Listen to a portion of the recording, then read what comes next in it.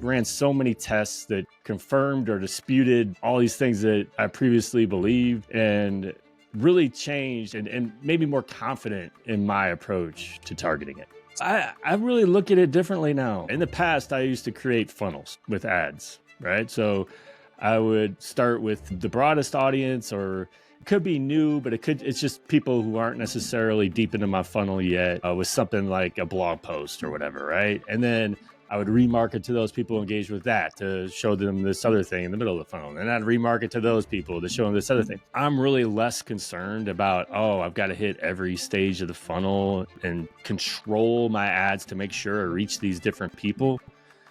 And I'm more focused on how do I accomplish, this specific type of conversion that I want. Welcome to the DTC Insider podcast, where online business owners come to find actionable tips and tactics to grow their businesses. Now, here's your host, Brian Roisentul.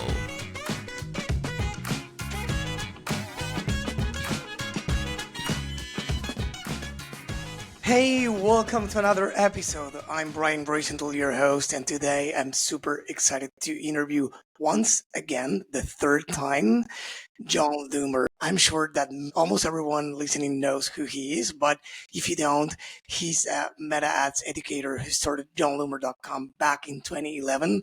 That's a long time ago. And his private community, powerhittersclub.com, in 2014. Jon focuses on the most advanced meta advertising topics, publishing thousands of blog posts and videos over the years, and he's now taking short-form video and AI head-on as we head into this next crazy phase of marketing.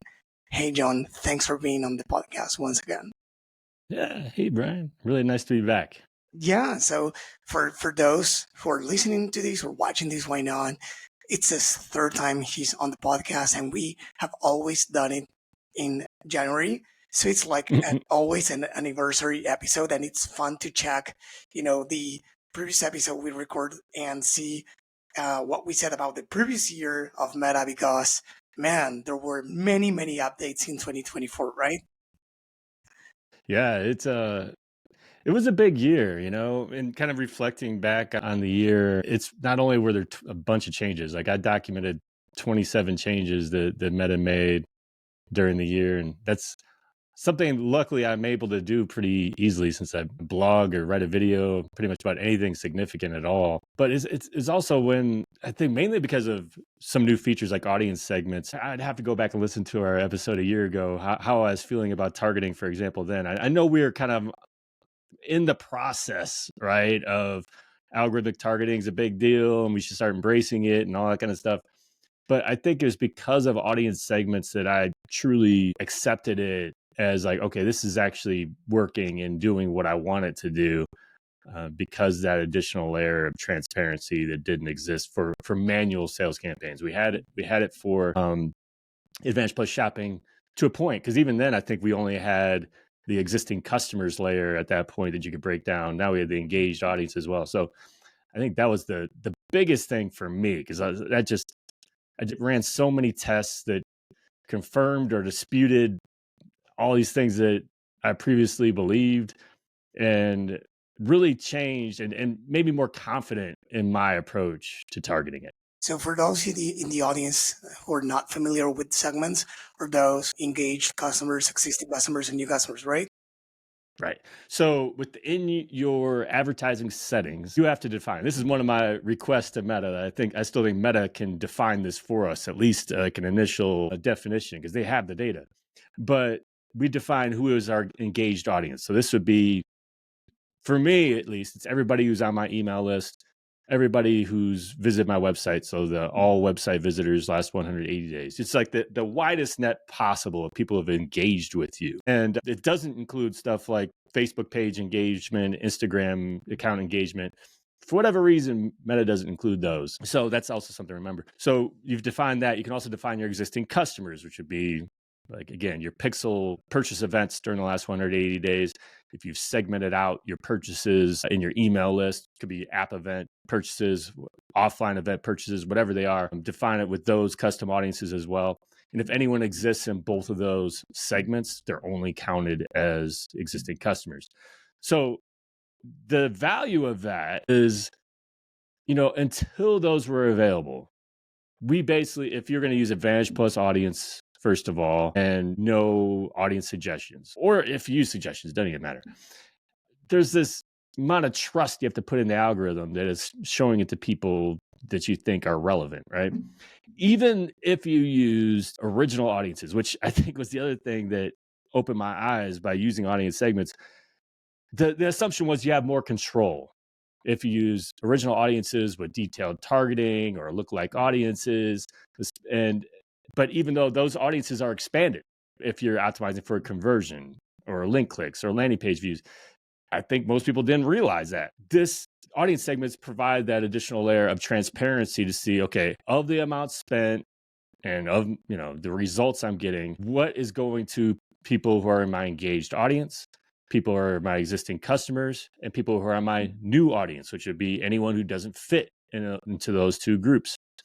Some of those people could still be people who have engaged with your page and whatnot, but they haven't been on your email list or been to your website or whatever. And seeing that, like, I was consistently seeing numbers like 25%, 35%, 40% of my budget basically spent on remarketing when I'm not asking it to do any remarketing at all. And that just opened my eyes in so many ways. Number one, it is working. It's doing what I would want it to do. Number two, is there any reason to do general remarketing anymore, right? Where you create a separate ad set just to target people who have been to your website because you think that they're most likely to convert, right? Or people who are on your email list, and all those people that I used to do for years. And I would a very large percentage of my budget was just general remarketing. And again, this is a group of people that we see are warm, that are most likely to convert. So that's who we're going to target. So now I'm realizing, okay, well, I don't need to create the separate ad set for that. I don't need to create any of these separate ad sets because the more I tested, it seemed like the way Meta distributed between those groups was the same. Didn't matter if it was Advantage Plus Audience. Didn't matter if it was with or without suggestions. It seemed to be the same. Didn't matter if it was original audiences, going broad, or with using detailed targeting or lookalikes. I had a very similar breakdown no matter what I was doing. So it just, that was the kind of the moment for me in 2024 where I became more confident in how we should approach targeting, really because of those audience segments. What do you think about the ad there, the messaging? Because I think the main difference, and in the theory, but in practice as well, I've seen it many times, that it's not the same message that resonates with someone that is not, let's say, problem aware, but not solution aware, let's say, or even problem unaware, with someone that is warmer or further in the journey. So where do you think that the change in the messaging fits if we don't have separate communications there? I really look at it differently now in that, in the past, I used to create funnels with ads, right? So I would start with the broadest audience, or it could be new, but it's just people who aren't necessarily deep into my funnel yet, with something like a blog post or whatever, right? And then I would remarket to those people engaged with that to show them this other thing in the middle of the funnel. And I'd remarket to those people to show them this other thing. Number one, it's really now remarketing itself you can do, right? You can isolate those audiences. But it's so much more expensive than it used to be, right? To reach those groups. And the question also becomes is how necessary it is, right? So in just that entire approach and strategy, like you could still create multiple ads that are within different parts of the journey. And those different ads within the same ad set could still be shown to different groups of people, right? So for me personally, I'm really less concerned about, I've got to hit every stage of the funnel and control my ads to make sure I reach these different people. And I'm more focused on how do I accomplish, this specific type of conversion that I want. Like I want to build my email list more, and I want to build my email list with quality people who are likely to buy from me. And so those are really my focuses when I create ads. And then truly, the ad copy and creative are really where your control is now. Yeah. I mean, For when you now. talk about the yeah, The copy is gone almost because nobody. I don't know if you have tested this actually, but the copy is really invisible on Instagram mainly, not on Facebook, right? And it's mainly the text overlay in an image or the text in a video, so it's more the creative. But we are like Meta is slowly tapping into that. Even though I don't know how much they can do about it, but we could be surprised as always because the authenticity is still key these days. So even if Meta provides with some, I don't know, you provide them with an image and then they create a super entertaining video out of it. I don't know. I feel like that needs to be created by a human for now, but maybe I'm wrong. I agree. Like, I am stubborn to change to a point, right? So I need to see that it's truly beneficial to me, and I'm going to be a skeptic. It started with the targeting stuff, right? So I was doing a lot of the micro targeting that some people are still doing today that I'm trying to tell them to stop doing. I don't know if they realize it's not like I've suddenly that I've been doing this for the last 4 years, this same approach of broad targeting, and I was immediately on board.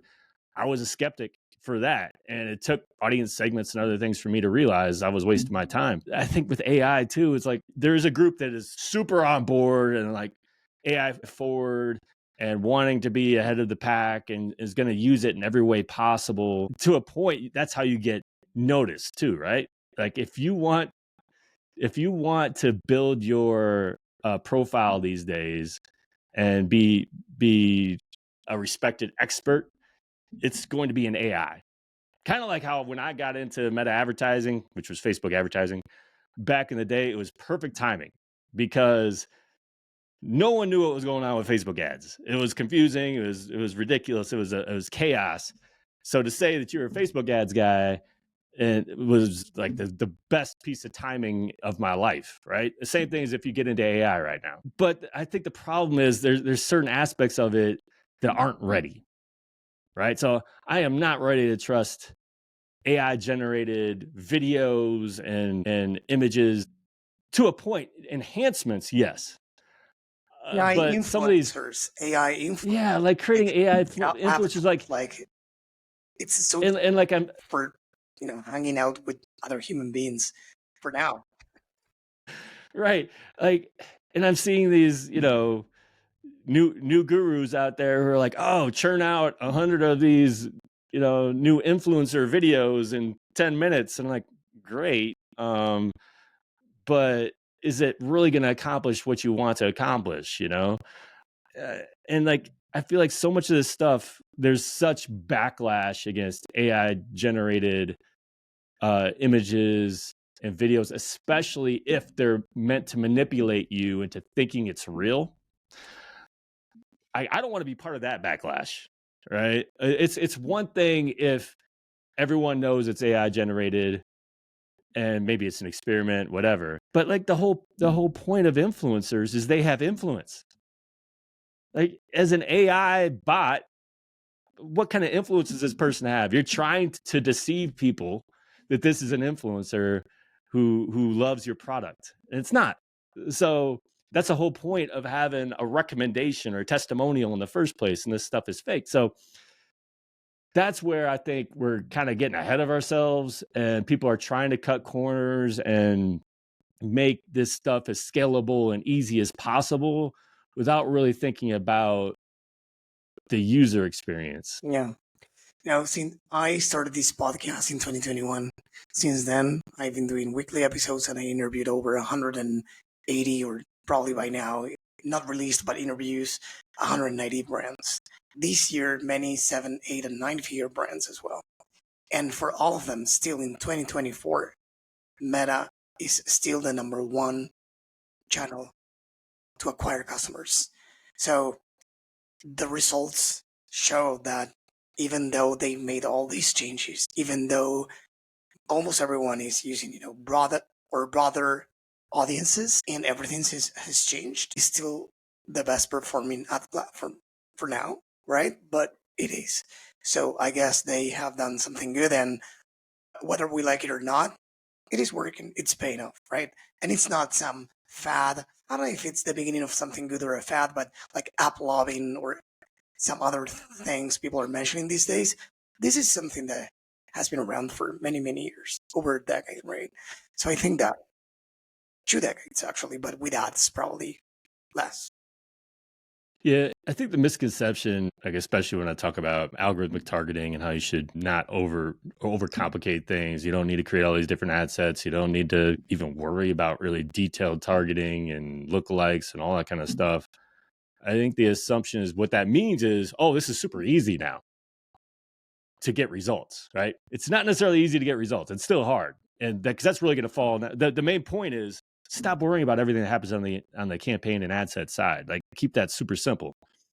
The ad is where the magic does or doesn't happen. And you're not guaranteed to get good results because there's an algorithm out there that's trying to help you. The algorithm also isn't perfect. It just can't be avoided.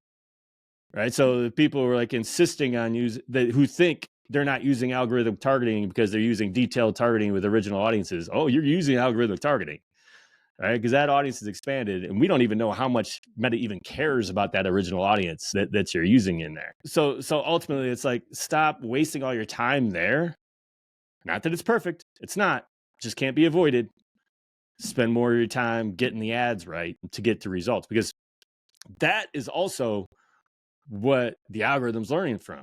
So who is performing the action that you want, that you're asking for, right? So if you're optimizing for the lead or the purchase or the link click or landing page view or whatever, you need to invite that action from your target demographic and really repel the people that you don't want within your copy, your creative, your form, whatever it is. And that's the stuff that the algorithm learns from. That's why you have control over your targeting to a point there, and where we need to spend all of our time. Or do you think that leaves media buyers? What's the place for media buyers in 2025? Expand your expertise. I mean, I guess it depends on how you define your services, but if it's not at all in the creative space, if it's just creating a strategy for campaign construction, and then you're collecting the creative and whatnot, yeah, it's I would expand what it is you offer. I'm saying same thing for agencies, really, right? And it goes back to as well, if your focus has always been this complex campaign construction, that's how you add value, eventually people are going to catch on that that's not really helpful anymore. I think you need to understand that to set yourself apart isn't there. It's where all the other pain points are, right? So first of all, do you get results? That's probably most important. It's not how complicated the campaign construction is, but it's the copy and creative, it's attribution, it's making sense of attribution, because you can show results easily. Yeah. But you can also manipulate results. So making sense of that, making sure that all the API, everything's set up there. So there's still plenty to do. But if all you've done is on the media buying side, I would start expanding. That's why, for everyone listening to this in the same position, I want to say, at least from my humble point of view, is that at my agency for the last few years, we've been working, and I think I said it in the last episode as well, we recorded a year ago, we've been working the last few years in helping media buyers turn into growth marketers. Not everyone is, we shouldn't force anybody into that. But what I've been talking about with my team is, hey guys, there will be a time, and we are pretty right there, in which we are going to press a button and launch a campaign without any expertise. Choose a goal, like the Apple Store campaigns, to advertise an app. Choose a country, and choose to put the ad up there, and choose your goal. And yeah, I wouldn't say there's nothing else to do, of course. There's still value in the expertise, but some media buyers there's a lot of ego, of course, here, but there are fewer levers. So what we're doing as an agency, and to encourage media buyers to do that, is to create processes to help them, for example, we work mainly with Shopify brands. So check the Shopify backend, analyze certain metrics. Try to focus on growing from A to B, not trying to get an 30 ROAS, because as we know, and I think that you have recorded some videos on this, a super high ROAS now probably is a negative thing. It's not even a low scale, or probably is inflated numbers, probably is whatever, right? But so it's not about the ROAS anymore. It's about the growth story, the growth that you can get for a brand in our case, right? So that's what we are trying to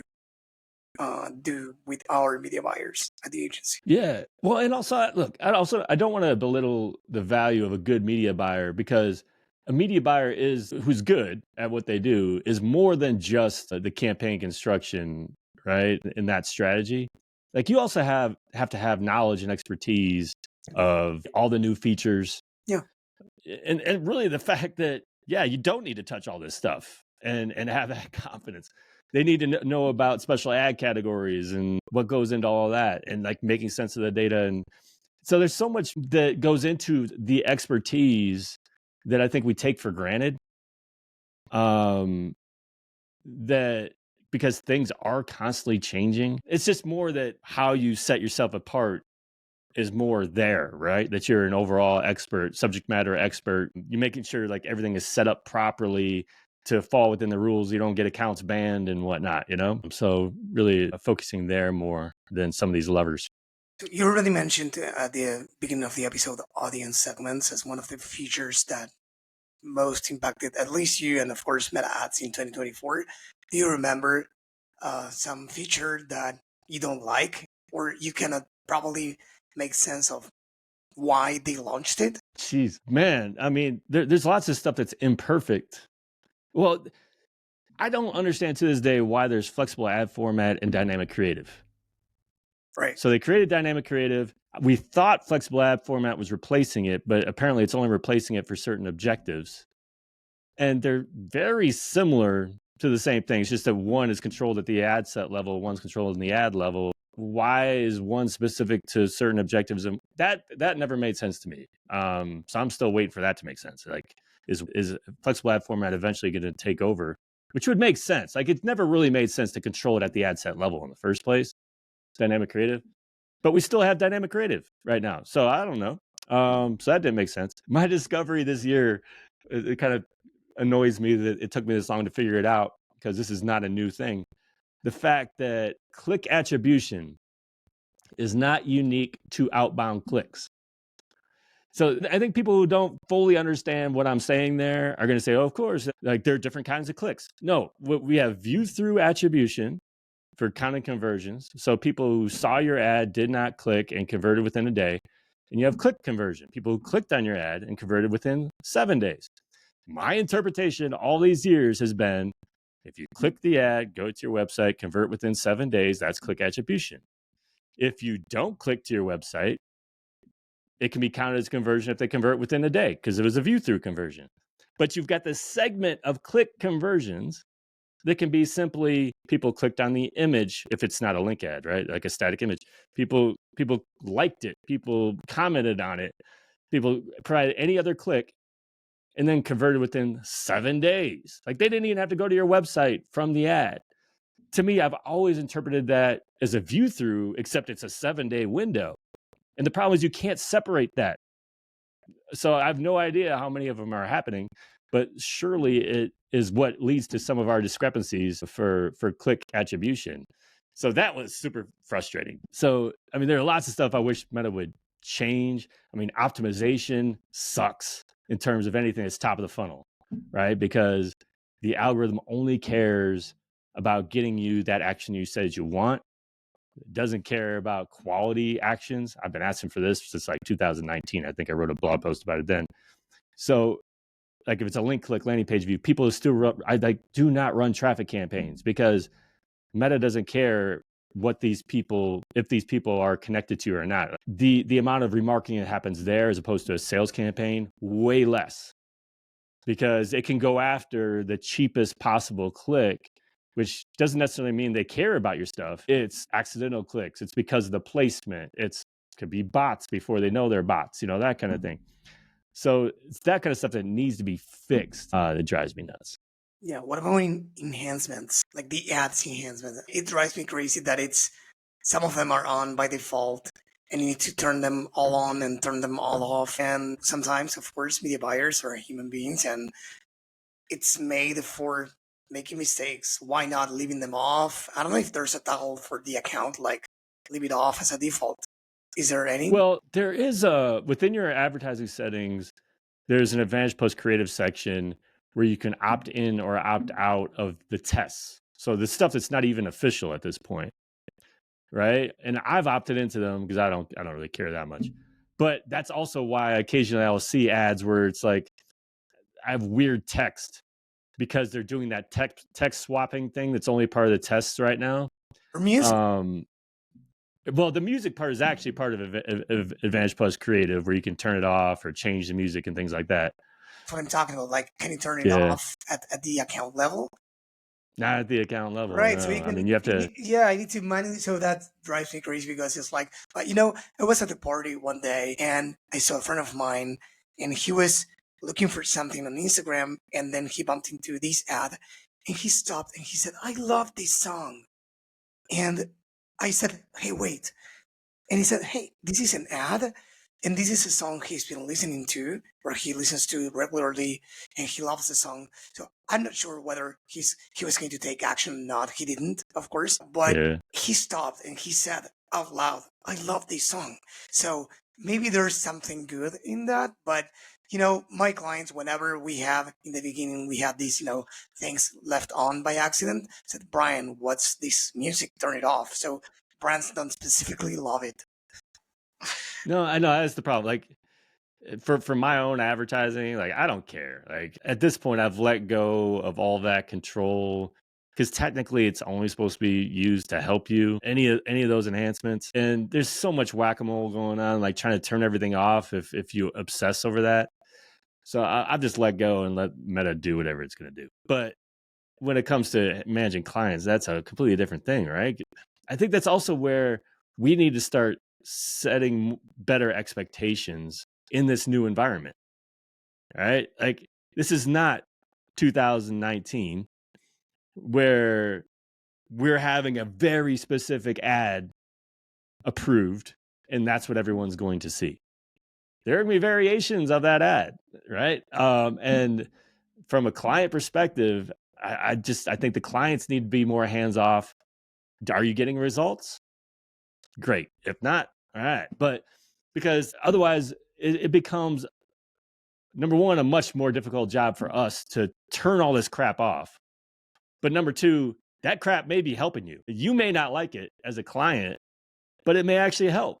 So now you're making our job even more difficult by having to obsess over, oh, this client's gonna be mad if this certain music is playing, or if this enhancement is applied where it's moving text around, or it's adding background colors and things like that. Like, we only approve this certain version. Well, when that happens, it's the same thing. Like if you start manually controlling all the placements and all that kind of stuff, you are limiting the possibilities and probably hurting results. Let's talk attribution for a minute, if you would. So you mentioned it slightly when you addressed the click thing, which I didn't know until I read your post. So thank you. And I was very surprised. So for those in the audience who are not really sure which attribution setting to use, and I know it's changing as we speak, incremental attribution as well. So what should we do as advertisers, and which factors do we need to keep into account when choosing one attribution setting or another?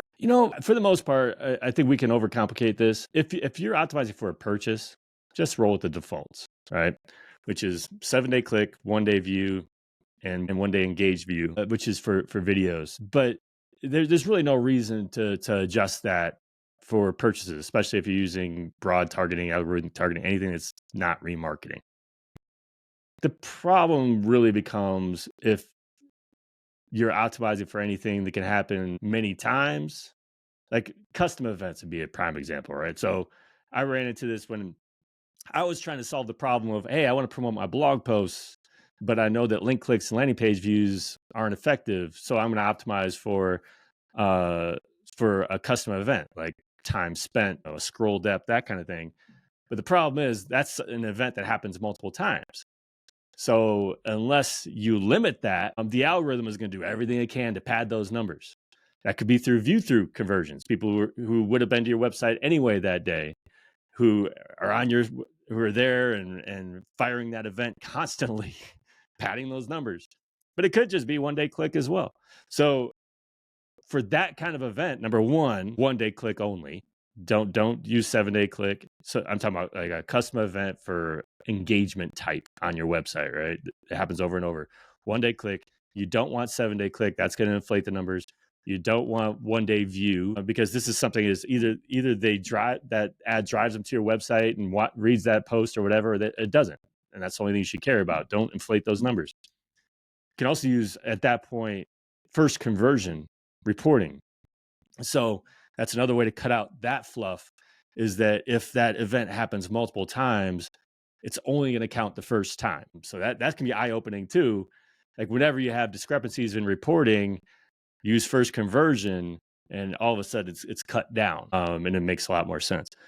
So beyond that, I would say like any type of lead, 1-day click only. There's like a normal lead, right? Nothing that really requires a ton of thought and investment, a commitment or anything. It's just like, hey, this is a lead magnet.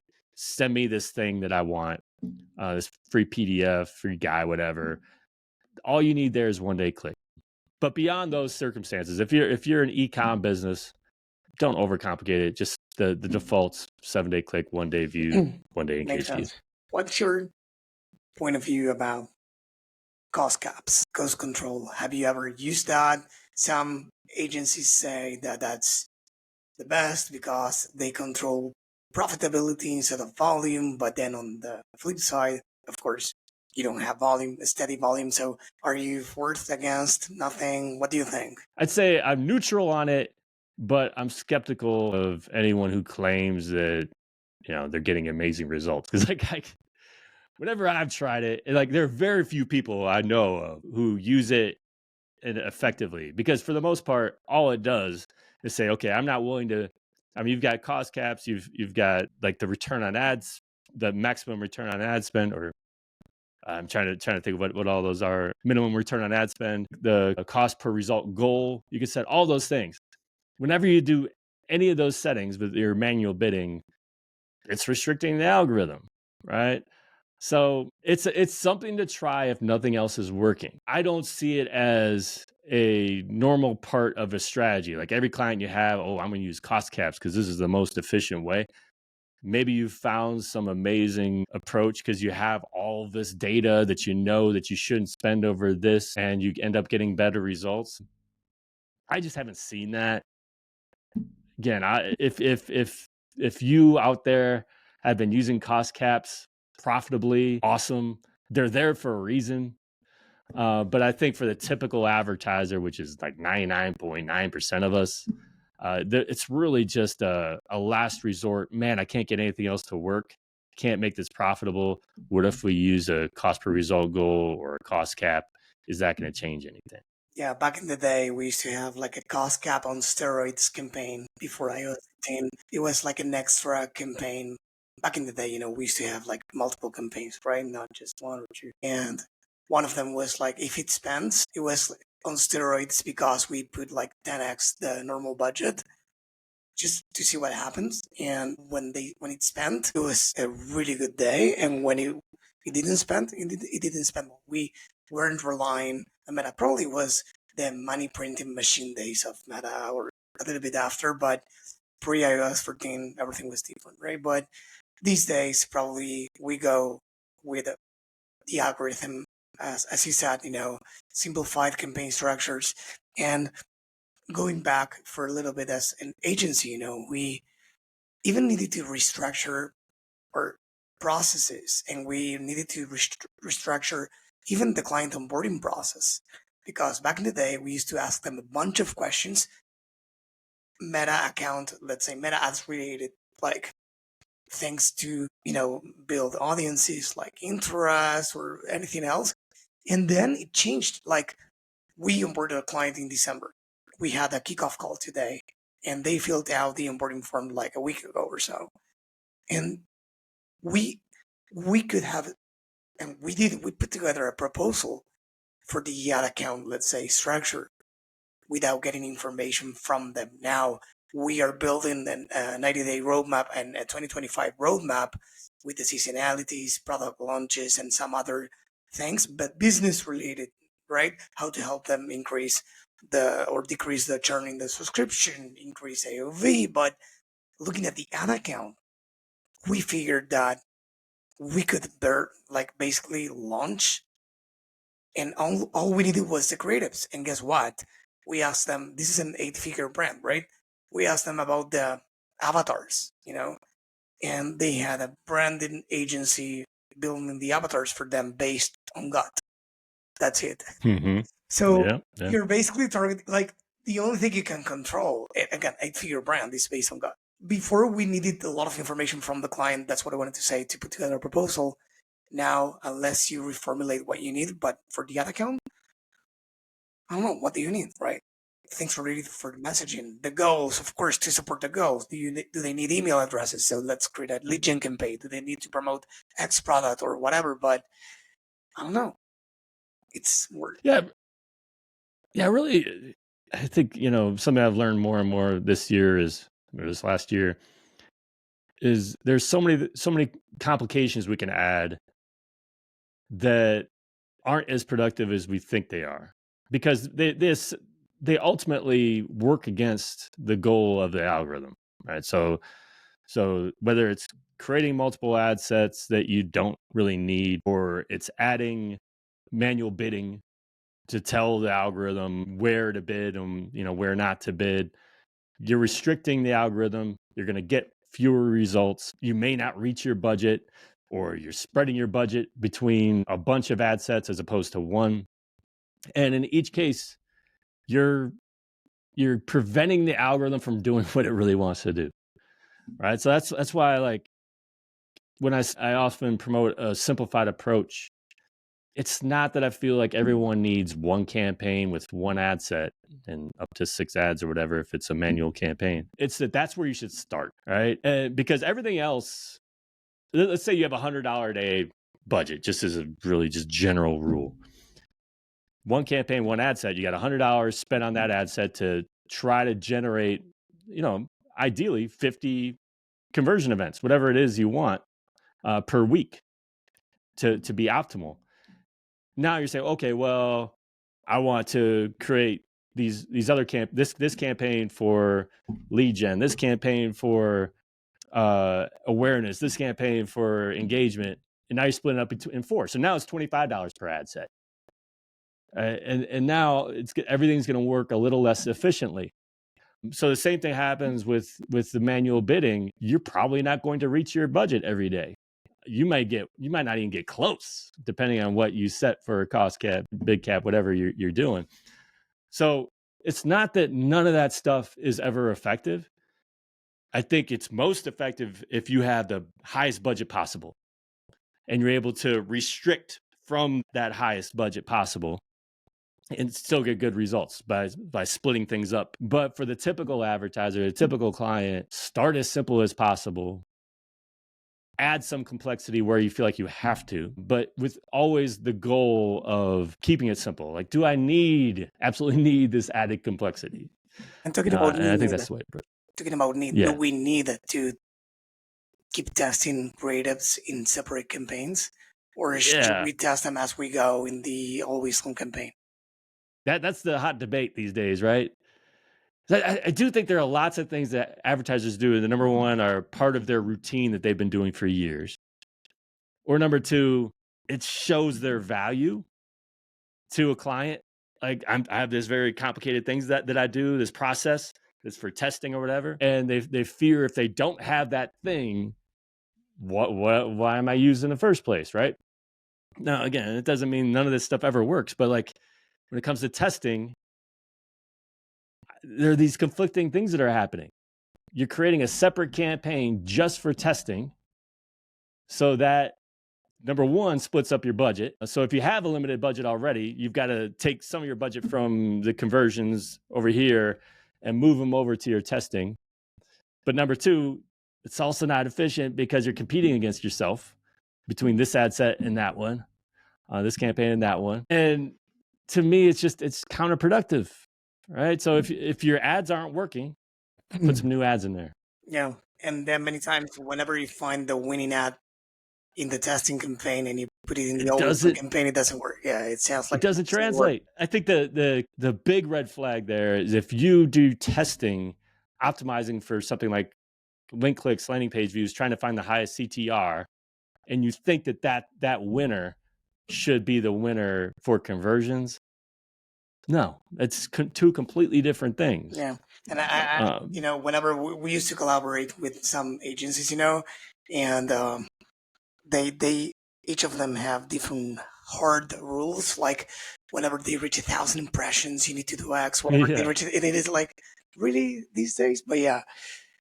So, well, you mentioned that. Okay. There's another test I ran this year that again opened my eyes. So I was like, what's the contribution of randomness in our results? Right. So I ran a split test of 3 ad sets. They were identical in every way. Same, like there was Advantage Plus audience, no suggestions, same performance goal, same ads. They're all leveraged the same thing. The difference in performance, and I think I spent, I don't know, a couple $1,000s for each ad set. The difference in performance between the top and the bottom was 25%. Just think about all the times we make changes based on a difference in 25%. And we think it's meaningful. The reality is, if I were to keep that campaign running, that test running, they're going to keep evening out, going back and forth. There's nothing special about anything in either those tests, right? Those ad sets or ads. Just that for whatever reason, one is outperforming the other. There's an absolute contribution of randomness, and especially if we're talking about 1,000 impressions.